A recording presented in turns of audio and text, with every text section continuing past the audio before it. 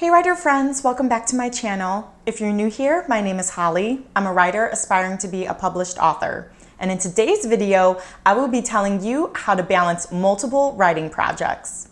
Before we dive right in, I have to say, I almost forgot to mention my new setup, oh my goodness. So this was one of my quarterly goals and I really like the setup because it vibes with me. I've got the moon and the sky and everything celestial, so I'm even wearing a purple shirt. I'm I have to channel the celestial code vibes here. So I'm very happy with this setup and I feel like it's gonna, I don't know, just kind of spice up my channel a little bit. And then I also then changed up my just regular desk setup because kind of right here is where my desk used to be. So it's kind of nice to change it up, but I hope you guys like it. Let me know in the comments down below if you're vibing this new setup. And bonus points to whoever knows where this poster's from. So I haven't seen too many people talk about this too much, but this was highly requested by @WriteHeatherVenkat. So thank you, Heather, for submitting this. I thought this was a great topic to talk about, especially with Camp NaNoWriMo coming around. I know I've kind of been debating whether I want to participate in Camp NaNoWriMo now that I am done with the Celestial Code, but I know a lot of people are still working on their NaNoWriMo project, either finishing up writing it or they are editing it and they might want to participate in Camp NaNoWriMo. So whether you're a NaNoWriMer or not, I think that these tips will be great for you to find out whether it is good for you to balance multiple writing projects and if you decide to, how to do it. So how to decide if you should balance multiple writing projects. So first things first, you have to have multiple ideas. So first off, you want to make sure that the idea that you are going to, let's say you're already working on your manuscript from NaNoWriMo and you're trying to decide if you want to work on something else, make sure that it's not just a shiny new idea. You want to make sure that that idea has some actual substance to it and it's more than just a basic idea and premise. So if you're thinking about starting it, you can maybe start outlining it, and if you start getting stuck or start to lose interest really quickly, you realize that it was just that flash of oh my God, this is amazing. And then once you started working on it, you realize that it wasn't as good as you thought and maybe the idea isn't really feasible, at least right now, then that might be a good idea for you to not work on it, to kind of shelve it for the meantime and focus on your current work in progress. It might also be hard to balance multiple writing projects because you can get burnt out more easily because you're trying to fill all of your time not only with working on one manuscript, but now you've got 2 or 3 manuscripts that you're trying to work on, which seems pretty daunting and overwhelming. So that's one reason why, if you feel like you will be very overwhelmed by working on more than one project and you can't focus and truly devote your attention to each of them,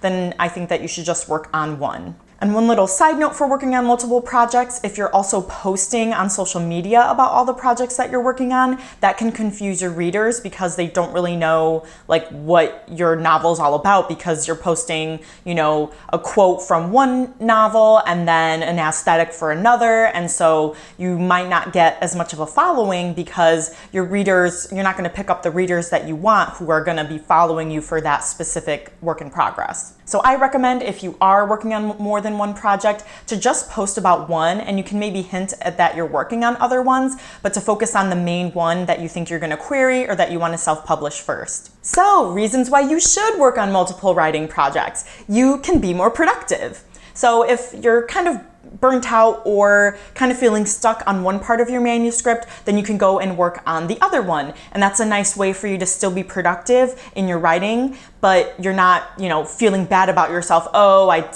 couldn't write in this manuscript. Well, you have something else to turn to. Also, if you're working on more than one manuscript, then that means you're going to have more query ready or self-published ready manuscripts, as the year goes on. So, let's say you're working through line edits for one manuscript and the other one is now query ready and you start querying that. Well, if you end up getting all of these rejections, then you didn't devote all of your time to just that one manuscript and now have to start from scratch, but you already have this other manuscript on the back burner that you can then soon or quickly start querying instead if that other one doesn't get picked up by an agent. So once you've decided that you can work on more than one WIP at the same time, then my number one tip for you is actually a tip that I heard from DJ McHale, who is a middle grade author. He wrote the Pendragon series and a whole bunch of other books. And he's also, I believe, the co-creator of Are You Afraid of the Dark? If you guys are that old school and know what Are You Afraid of the Dark is, from Nickelodeon. But anyways, he had said when you're working on more than one project at the same time, don't actually work on more than one project on the same day. So what you should do is on, let's say Monday, you're gonna work on work in progress 1, and then Tuesday, you'll work on the second manuscript. Maybe Wednesday, you still work on the second manuscript, or you go back to the first, but just so that you devote that one day so that during the day, your mind's not kind of jumbled and kind of being confused and you're not able to focus on that one thing. And then you might not be putting out the best product because your attention is kind of divided. So try to break it up into daily chunks. And you want to find a healthy balance too, because you don't want too much time to pass between one manuscript. That's what I'm currently doing when I put A Bargle's Riddle on hold for the Celestial Code. So I haven't worked on A Bargle's Riddle in a year and a half. So, that's a thing that I'm going to have to go back to. And that'll be fun to dive back into that world that I haven't even looked at in a year and a half. But don't be like me. Don't be like me.